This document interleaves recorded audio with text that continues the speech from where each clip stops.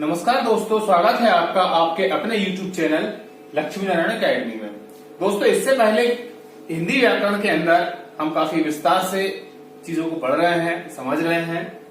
उसी क्रम में आगे हम पढ़ेंगे और बात करेंगे आज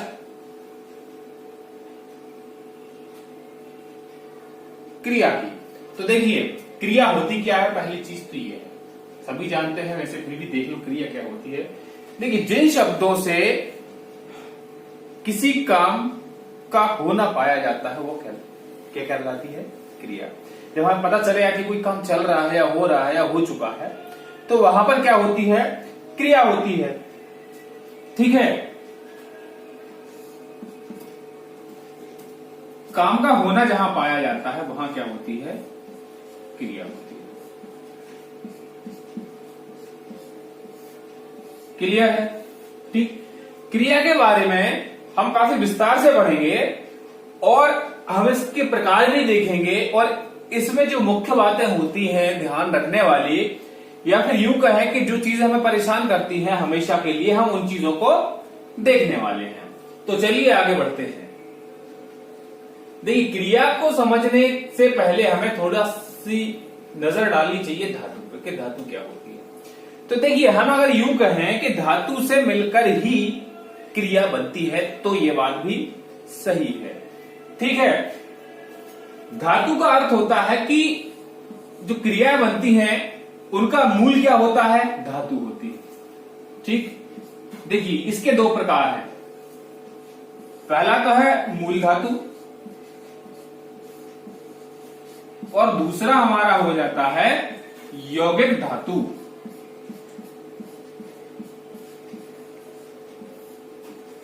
देखिए, अब क्या अंतर है इसमें? हम जब क्रियाओं का इस्तेमाल करते हैं तो हम ये कह सकते हैं कि हम यौगिक धातु का प्रयोग करते हैं। कैसे करते हैं? देखिए, मूल धातु का मतलब होता है कि जिसमें प्रत्यय का इस्तेमाल नहीं किया जाएगा, प्रत्यय का प्रयोग नहीं होगा, वो होगा क्या? मूल धातु। एग्जाम्पल देखिए, जैसे मान लीजिए मैंने लिखा पढ़, ठीक है, खा, लिख,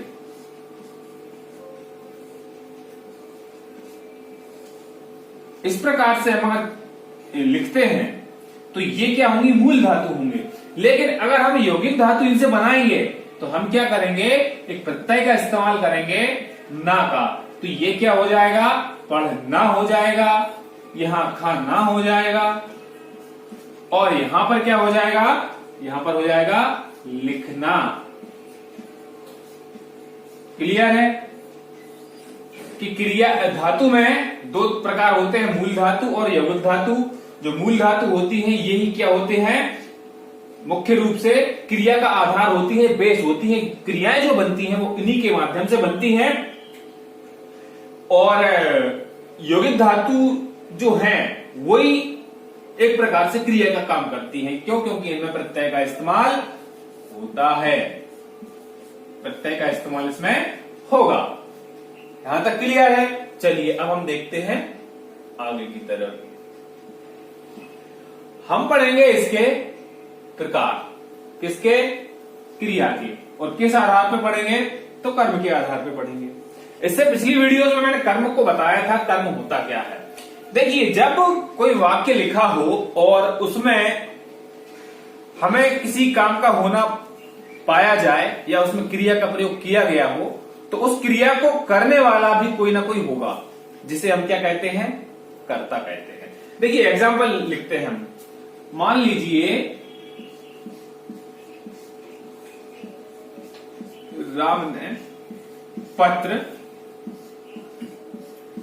लिखा। क्लियर है? अब देखिए, ये राम तो क्या हो गया? कर्ता, क्योंकि जो क्रिया हो रही है वो कर कौन रहा है? राम कर रहा है। तो जो भी क्रिया जिसके द्वारा की जाती है वही क्या कहलाता है? कर्ता कहलाता है। ठीक है, ये क्या हो गई हमारी? क्या हो गई? क्रिया। ठीक है, अब वो जो क्रिया हो रही है उसमें कर्म क्या है? तो कर्म क्या होगा हमारा? पत्र जो है वो क्या होगा? कर्म होगा। ये चीज आपको समझना जरूरी है, क्योंकि आगे जब हम सकर्मक और अकर्मक पढ़ेंगे तो आपको कर्म को फाइंड आउट करना आना चाहिए। कर्म को पहचानना अगर आपको आ गया तो सकर्मक और अकर्मक क्रियाओं की पहचान आपको सरल हो जाएगी। क्यों?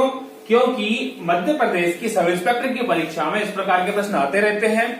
और अगर शिक्षक भर्ती परीक्षा की बात करें तो अगर कोई आपको गद्यांश या पद्यांश में कोई पंक्ति पूछ ली जाए और उसे मैं ये पूछ लिया जाए कि बताइए इसमें से सकर्मक या अकर्मक क्रिया कौन सी है या कौन सी नहीं है, तो यहां समझ में आ गया कि कर्म क्या है, हमारा पत्र है। इसलिए मैंने एग्जाम्पल के थ्रू आपको बताया ताकि आपको सीधा सीधा याद रहे। चलिए देखते हैं इसका पहला प्रकार। तो पहला प्रकार है कर्म के आधार पर सकर्मक क्रिया। ठीक, तो दोस्तों देखिए कर्म के बारे में मैं आपको पहले बता चुका हूं कर्म क्या होता है। बात ध्यान में ये रखनी है कि इसमें क्या जुड़ा हुआ है, सा जुड़ा हुआ है। तो इसका अर्थ ये हो जाएगा कि जिस वाक्य में कर्म होगा वो होगी सकर्मक क्रिया। ठीक है, एग्जाम्पल देखें, मान लीजिए सोहन खाना खा रहा है। क्लियर? तो देखिए सोहन क्या हो जाएगा, हमारा कर्ता हो जाएगा, खाना क्या हो जाएगा, क्रिया, और वो खा किस चीज को रहा है, खाने को खा रहा है, तो ये क्या हो जाएगा, हमारा कर्म हो जाएगा।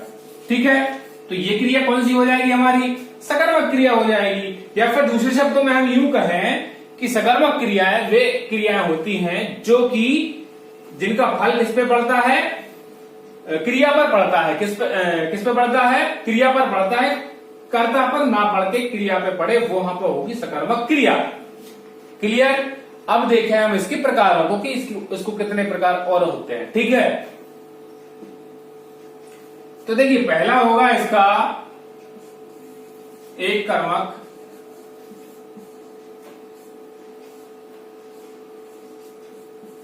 एक कर्मक सकर्मक क्रिया, और सेकंड होगा द्विकर्मक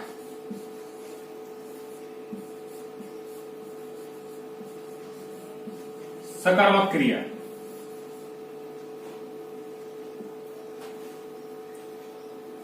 द्विकर्मक सकर्मक क्रिया। तो देखिए स्पष्ट नाम से समझ में आ रहा है कि एक कर्मक सकर्मक क्रिया में क्या होगा, कर्म कितने होंगे, कर्म एक कर्मक में एक होगा और द्विकर्मक में कितने होंगे, दो होंगे। कैसे होंगे, तो देखो जैसे मान लीजिए मैं एग्जांपल लिखूं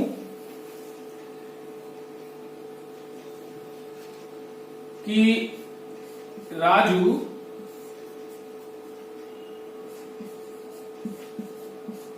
चित्र बना रहा है। ठीक, तो इस वाक्य में देखिए बनाना क्या हो जाएगी, क्रिया हो जाएगी, तो ये चित्र क्या हो जाएगा, कर्म हो जाएगा, और कर्म कितना है, एक ही है। ठीक, तो क्या हो जाएगी, ये एक कर्मक क्रिया। अब मान लीजिए हम द्विकर्मक सकर्मक क्रिया देखें तो इसका उदाहरण हो जाएगा, मान लीजिए राधा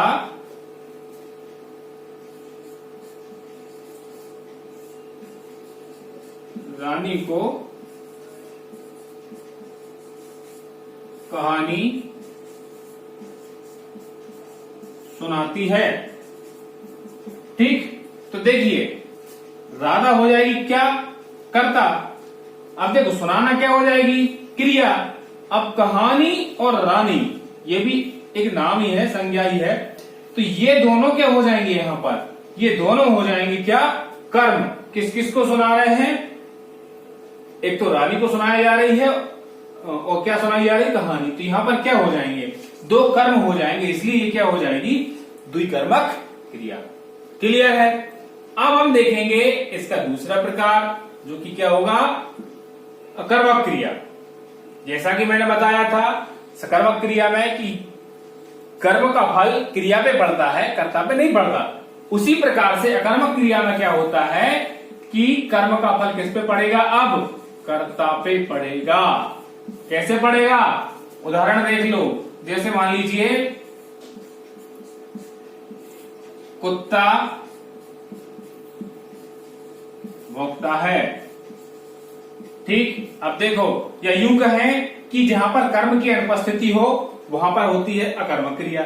अब देखो, कुत्ता क्या हो जाएगा? कर्ता। भौंकना क्या हो जाएगी? क्रिया। कर्म कहां है? नहीं मिल रहा है। इसकी पहचान और होती है जब कोई वाक्य आपसे पूछ लिया जाए कि भाई बताइए सकर्मक क्रिया है या अकर्मक क्रिया है, तो आप प्रश्न करिए वाक्य के बाद में। यदि आपको जवाब मिल जाता है तो सकर्मक क्रिया है। जैसे मान लीजिए मैंने एग्जांपल बताया था कि राजू पत्र लिख रहा है, तो हम प्रश्न करेंगे कि क्या लिख रहा है? पत्र लिख रहा है, तो सकर्मक क्रिया हो गई। यदि जवाब नहीं मिलेगा तो अकर्मक क्रिया हो जाएगी। ये एक पहचानने का तरीका है। तो समझ में आया आपको कि देखिए ये हुआ कर्ता, ठीक है, ये हुआ क्रिया। अब क्रिया का फल किस पे पड़ रहा है? सीधा कर्ता पे पड़ रहा है। पहले किस पे पड़ रहा था? कर्म पे पड़ रहा था, इसलिए सकर्मक क्रिया थी। और ये क्या है? अकर्मक क्रिया है। जहां तक क्लियर है? चलिए अब हम देखते हैं और विस्तार से क्रिया को और बढ़ते हैं दूसरे प्रकार की तरफ। अब हम देखेंगे प्रयोग, संरचना या बनावट के आधार पर क्रिया के कितने भेद होते हैं, इस पर हम चर्चा करेंगे। सबसे पहला पॉइंट है सामान्य क्रिया। तो देखिए, सामान्य क्रिया का मतलब ये है कि जो साधारण सी क्रियाएं होती हैं वो होती हैं सामान्य क्रिया, ठीक। जैसे मान लीजिए मैं खा रहा हूं, ठीक। राधा नाचती है। तो देखिए यहां पर जो क्रियाएं लिखी हैं वो किस प्रकार की क्रियाएं हैं? सामान्य क्रियाएं हैं। साधारण सी बात है, इसलिए इसका नाम क्या है? सामान्य क्रिया। दूसरा प्रकार हम देखें तो दूसरा प्रकार होगा हमारा संयुक्त क्रिया। ध्यान से देखिए, क्योंकि कई बार प्रश्न परीक्षा में पूछ लिए जाते हैं कि कुछ वाक्य दे देंगे, पूछ लेंगे बताइए भाई इसमें क्रिया कौन सी है। हो सकता है कि आपसे सकर्मक अकर्मक पूछे, हो सकता है कि इस हिसाब से पूछ लें, तो काफी प्रश्न कठिन हो सकता है, इसलिए थोड़ा सा ध्यान देने की आवश्यकता है। संयुक्त क्रिया में क्या होता है कि जब दो से अधिक क्रियाएं किसी वाक्य में दिखाई दें, तब हम क्या करेंगे? उसको पहचानेंगे और क्या टिक करेंगे? संयुक्त क्रिया। क्लियर है? देखो, जैसे मान लीजिए मैंने एग्जाम्पल लिखा, मोहन चला गया। अब आप बोलोगे कि सर इसमें दो क्रिया कैसे दिख रही हैं आपको? तो देखिए, गया जब हम किसी वाक्य में इस्तेमाल करते हैं तो गया का मतलब किससे होता है? जाने से होता है। क्लियर है? और चलना भी क्या है? क्रिया ही है। इस प्रकार से देखिए दो क्रियाएं आपको नजर आ रही हैं, चलना और गया। ये दोनों बातें एक ही ओर इशारा कर रही हैं, लेकिन क्रियाएं कितनी इस्तेमाल हो गई? इसमें दो क्रियाएं इस्तेमाल हो गई, इसीलिए ये क्या कहलाएगी? संयुक्त क्रिया।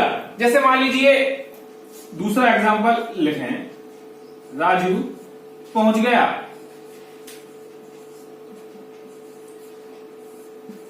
फिर वही बात आ जाएगी कि देखिए गया किसके लिए प्रयोग किया जाता है? चलने के लिए प्रयोग किया जाता है, जाने के लिए प्रयोग किया जाता है।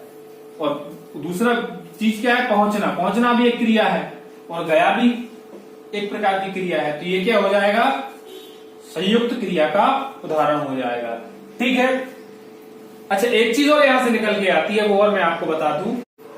जो पहली क्रिया होगी वो क्या कहलाएगी? वो कहलाएगी दोस्तों रंजन क्रिया। ठीक। कई प्रश्न परीक्षा में पूछ लिया जा सकता है कि संयुक्त क्रिया में जो प्रथम क्रिया होती है उसे निम्न में से कौन सी क्रिया कहा जाता है? तो उसका उत्तर होगा हमारा रंजन क्रिया। क्लियर है यहां तक? चलिए अब देखते हैं हम इसका अगला प्रकार। तो दोस्तों देखिए, एक बार फिर से मैं आपको बता दूं कि इन सब के प्रैक्टिस सेट हम आपको फ्री ऑफ कॉस्ट प्रोवाइड कराएंगे टेलीग्राम चैनल पर। लिंक आपको डिस्क्रिप्शन में उपलब्ध है, आप उसको देख सकते हैं। ठीक है। तीसरा प्रकार है हमारा पूर्वकालिक क्रिया।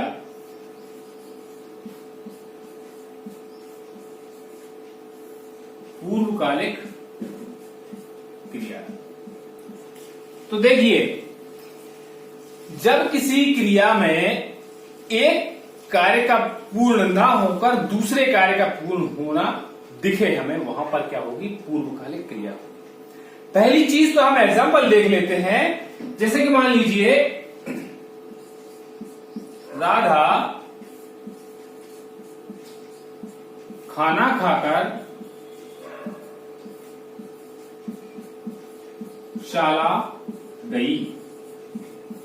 अब देखिए अंतर समझना। देखिए पूर्वकालिक क्रिया और संयुक्त क्रिया। संयुक्त क्रिया के एग्जांपल मैं आपको बता चुका हूं। अब देखिए यहां पर क्या है? खाना खाकर शाला गई, यानी कि क्रियाएं कितनी हुई हैं? एक प्रकार से काम कितने हुए हैं? 2 ही काम हुए हैं।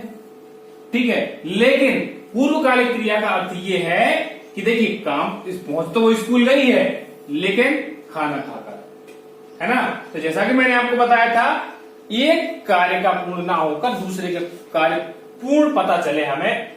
अब देखिए इस वाक्य में भी हमें ये पता चल रहा है कि वो खाना खा चुकी है, तभी तो स्कूल पहुंची है। लेकिन बात आपको ध्यान ये रखनी है कि इस प्रकार के जब भी वाक्य आपको देखने को मिलेंगे तो क्रिया आपकी संयुक्त ना होकर के कौन सी होगी? पूर्वकालिक क्रिया होगी। क्लियर?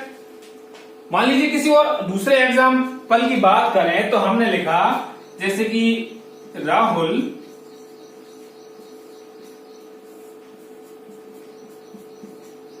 सैर करके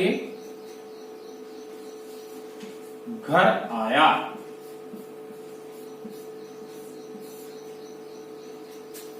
ठीक। अब देखिए सैर करना एक अलग काम है और घर आना एक अलग बात है।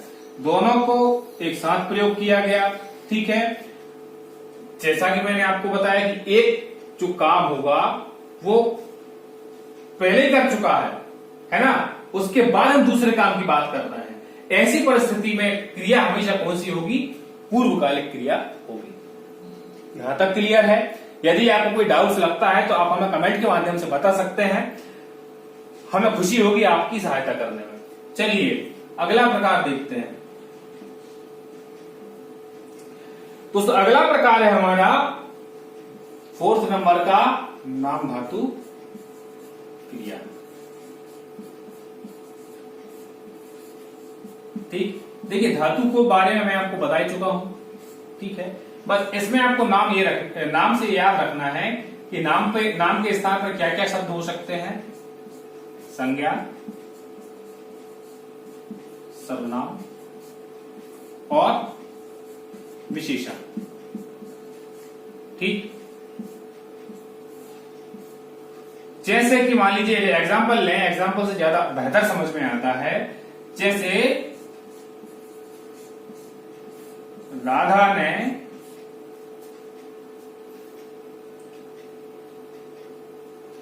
रानी की पुस्तक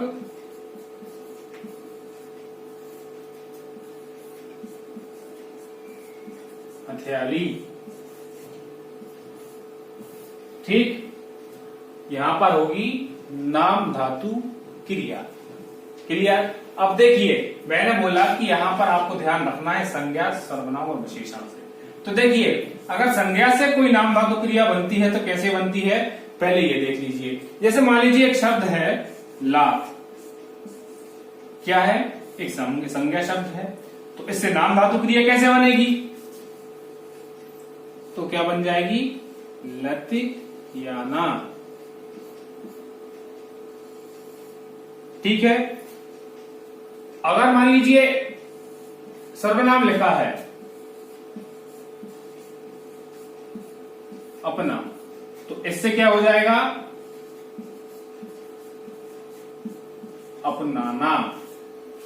क्लियर है? देखिए सर्वनाम से नाम धातु क्रिया कैसे बनी, अपनाना, और लाभ से कैसे बनी, लत्याना से। उसी प्रकार विशेषण की अगर बात करें तो विशेषण मान लीजिए लिखा हुआ है झूठ, तो इससे क्या बन सकता है, झुटलाना। क्रिया नाम धातु क्रिया आपको यहां समझ में आ गई होगी कि नाम धातु क्रिया क्या होती है, किस प्रकार से इसको संज्ञा, सर्वनाम और विशेषण के माध्यम से हम बनाते हैं। बस आपको ध्यान रखना है कि संज्ञा, सर्वनाम, विशेषण के बाद में धातु होगी, ठीक है ना।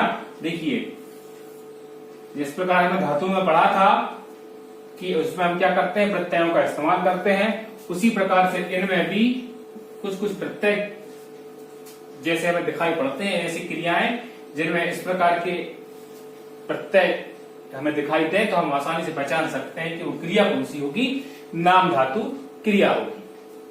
क्लियर? चलिए अगला प्रकार हम देखें तो अगला प्रकार हमारा होगा कौन सा,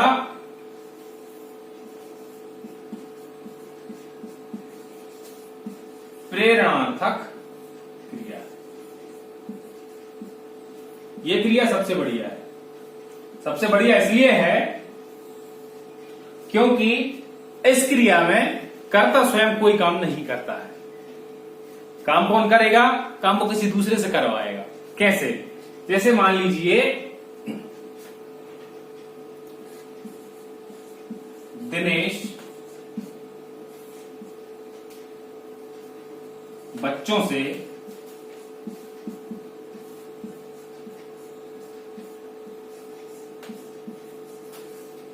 पानी भरवाता है। आप देखिए अब बात दिनेश की कर रहे हैं, लेकिन पानी किसने भरा, बच्चों ने भरा। क्लियर? जैसा कि मैंने आपको बताया कि जिस भी क्रिया में हमें ये पता चले कि कर्ता स्वयं कोई काम नहीं कर रहा है, वो किसी दूसरे से करवा रहा है, वहां पर क्रिया कौन सी होगी, प्रेरणार्थक क्रिया होगी। अब यहां से आपको सारी क्रियाओं के बारे में जानकारी हो गई होगी और एक एग्जाम्पल के माध्यम से समझने में हमें आसान हो जाता है किसी भी चीज को समझना। और प्रेरणार्थक क्रिया में किसी अन्य एग्जाम्पल लेने की हमें आवश्यकता भी नहीं दिखाई देती, क्योंकि क्रिया कैसी है, काफी आसान है। तो दोस्तों ये थी हमारी क्रिया। अगले वीडियो में हम कुछ नई चीज लेके आएंगे, तो बने रहिए हमारे चैनल के साथ। Thank you so much.